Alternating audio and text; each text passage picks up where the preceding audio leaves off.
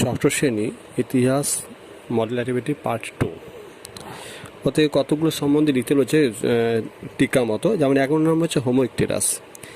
এই প্রজাতির মানুষ সোজা হয়ে দাঁড়াতে পারত। 2 হচ্ছে এরা দলবদ্ধভাবে গুহায় থাকত। 3 নম্বর হচ্ছে এই প্রজাতির মানুষ প্রথম আগুনের ব্যবহার শিখেছিল। মানে হোমো ইকটেরাস মানুষের 3টে বৈশিষ্ট্য। 2 নম্বর কোশ্চেন ছিল ভীমবেটকা।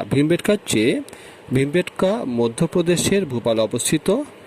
এর খোঁজ পাওয়া যায় 1957 সালে।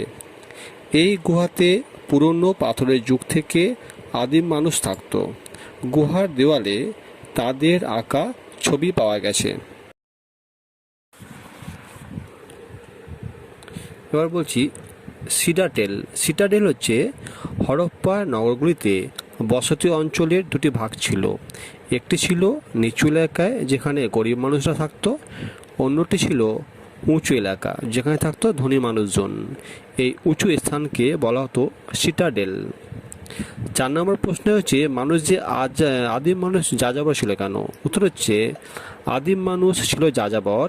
তারা প্রথমে কৃষিকাজ জানতো না, এর ফলে খাবারের খোঁজে তারা এক জায়গা থেকে অন্য জায়গায় যেত।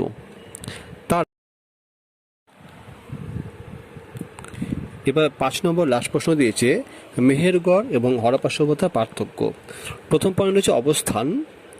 মেহেরগড় ছিল পাকিস্তানের বেলুচিস্তান প্রদেশে এবং হরপ্পা ছিল জম্মুর মুন্ডা থেকে দক্ষিণে গুজরাটের কচ্ছ পর্যন্ত এবং পশ্চিমে বালুচিস্তান থেকে পূর্বে আলমগীর পর্যন্ত।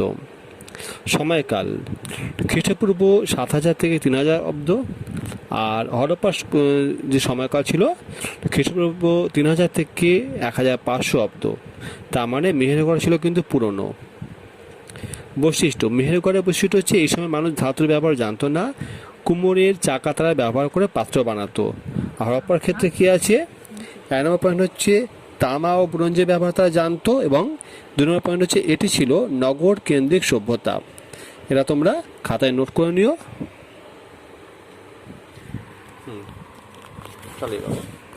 হয়ে গেছে।